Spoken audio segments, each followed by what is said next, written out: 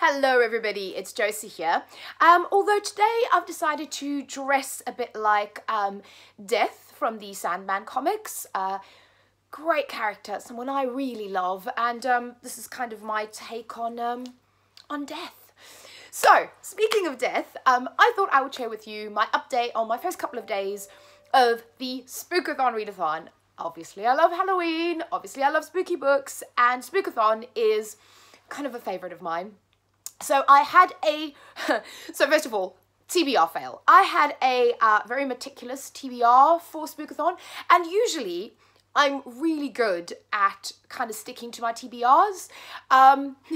This time I've had a bit of a fail. So my TBR's been moved around a bit. So I'll let you know first of all what I've been doing while I grab myself, okay. Do you like my, sorry, I need something to drink, my throat is dry. I have lots of candles going. I think it's sucking all the oxygen out of my room. So, better. Okay, so my TBR has suffered a little bit, and I'll tell you why. So originally, I had a bunch of books on there, and then, stupidly, just before the readathon, I started reading this book over here, Nevernight. So, I have a bit of a history with Nevernight. I started reading it, oh god, a few months ago.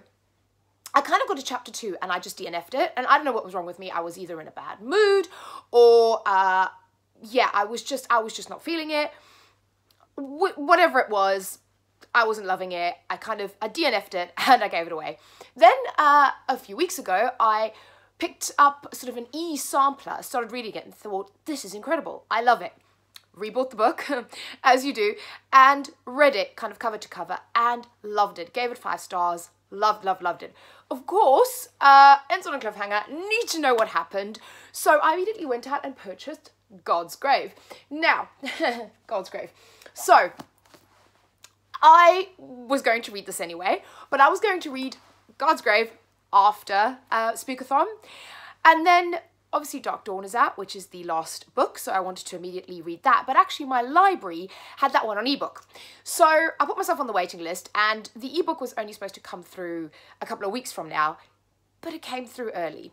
So I figured, I've got to read God's Grave so I can start listening to Dark Dawn. So that's kind of what I did. So I'd say the first book for my Spookathon readathon is God's Grave.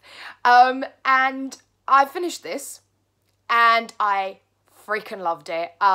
Again, I gave this 5 stars. I will do a proper kind of Nevernight series wrap up once I have finished reading Dark Dawn or listening to Dark Dawn. I'm also going to get the physical copy, but I figured as it's on my library app, it's a great thing to kind of listen to. So I'm listening to that. As kind of part of my my Spookathon. But God's Grave, I think, you know, it counts as, it's got grave in it. So that's a spooky word, right? So I do think this kind of, you can kind of count this as a Spookathon book, and this is quite a crazy series anyway. So that's kind of the first book I actually read for Spookathon. So I thought I'd do like a 2-book, this is kind of like a 2-book review. So we're talking about God's Grave. So in the Nevernight series, the first one is at an assassin's training school, the book Nevernight, and the second one, God's Grave, is actually kind of like a tournament setting, which I really, really like. And with this book, you have Mia Corvair, who's been trained as an assassin, and she has to go out and she's avenging basically her family's death, and you know that right from the beginning. So in the second book, she actually enters a tournament, and what was really cool about this kind of tournament setting was it reminded me a little bit of oh god, the V.E. Schwab series, like A Conjuring of Light. It also reminded me, which was the one with the tournament was my favourite of the books, and then also it reminded me of Bloody Rose, which I love, which I've recommended quite a bit, and that has kind of a band of mercenaries and they go out and they fight demons, kind of in tournament style as well. So I really love that. I really love this book. Like I said, I will do a full series wrap up and kind of what my thoughts are, but God's Grave, 5 stars again, adored it. And then the second book so far I've read for Spookathon is this one over here, is The Red Tree by Caitlin Kiernan. This book is really interesting. So I think this can fit a number of prompts. It's got red, quite literally, on the cover. It's a thriller. But the kind of the atmosphere of this book is, it's perfect for fall. It's creepy. It's very Lovecraftian. So what you've got here is the protagonist. I'm trying to remember her name, Sarah. She is kind of fed up and wants to escape the rat race. So she's an author, but she's really struggling to write her latest book. So she'll be given an advance. Everybody's expecting a book. She's not written a word. So she goes out and she hires this kind of like house cabinish in the kind of the wilds of Rhode Island. And she goes out there. And from the beginning, she's told kind of these stories about this redwood tree, this oak tree, and how, you know, people have like, there've been people found dead there, they've committed suicide there. It's kind of spooky. You also get this backstory. So what I love about this thriller and about this horror is that Sarah, your protagonist, is a lesbian. You don't find that a lot in horrors. You don't find it a lot in thrillers either. So actually, down below, let me know your comments if you know any great thrillers where the main character is queer or lesbian. Please let me know. But what I love about this book is that she is, and you also learn right in the beginning of the book that her girlfriend is dead. And she's kind of haunted by memories of her girlfriend. And this book, I won't tell you any more because, you know, that can kind of spoil the atmosphere, but this book is so kind of creepy, eerie, atmospheric. It isn't so...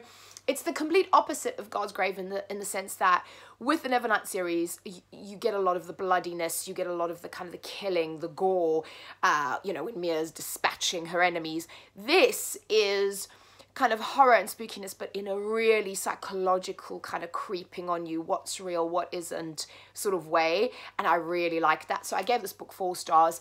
The reason it wasn't a 5-star, I think for me, was there were a couple of sections where I kind of, I won't say bored's not the right word, but maybe that I kind of read through a bit quicker to kind of get to it.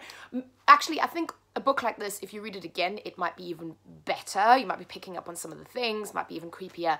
But I really enjoyed it. I love the fact that we finally got well, not finally, this is actually an old book, this is backlisted, but that there is a book with a wonderful, you know, lesbian protagonist, but that's also very kind of creepy and horror-ish, and sort of the thing that I would want to write if I ever finish writing anything.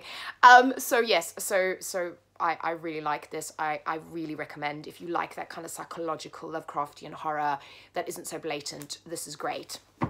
And then for the rest of my readathon, so I also brought another book in that I didn't have on there because I felt like reading it. It's this one over here is Labyrinth Lost by Zoraida Cordova. I just have been dying to pick this up. And this is about brujas, about witches. It's so perfectly atmospheric. And I'm kind of, you can see I'm sort of there, so I'm sort of most of the way through this. And then the next book I've got to read, and I did kind of start a couple of pages because it's really easy to read, is Tunnel of Bones by V.E. Schwab, or Victoria Schwab. I just loved the first book, City of Ghosts, and this is about a Cass whose family, she can actually see, her best friend is a ghost, so she can actually see ghosts, but her parents also do like a supernatural ghost hunting show. And the first book, and they go all over the world, so the first book was set in Edinburgh, the second one is set in Paris, which is like my favorite city in the world, and I've read like a couple of chapters because this is actually middle grade, it's quick to read, but I love these books. They are like catnip for me. It's just fabulous. So yes, I've been enjoying it. So I will obviously wrap up those books. I won't get, I mean, Dark Dawn is like a 20-hour audiobook, so I won't be able to wrap that up. But once I've gotten through all of it, I'll wrap up that whole series properly in entirety and give you my real thoughts on it, like more in-depth thoughts on it. And then these were the 2 books that were also originally on my TBR. So 1,000 Doors of January and Perfectly Preventable Deaths. I still want to get to these, but I genuinely don't know if with all the other, so with these 2, and yeah, we will see if I can get to either of these during the readathon. If not, I'm definitely going to read them after anyway because they sound amazing and I want to read them. And breathe. So thank you for listening to me. Again, let me know any recs, let me know what you think, and I hope you're enjoying your reading, whatever you're reading, if you're taking part in Spookathon or not. And you know, have a great October. I will see you soon. Bye bye.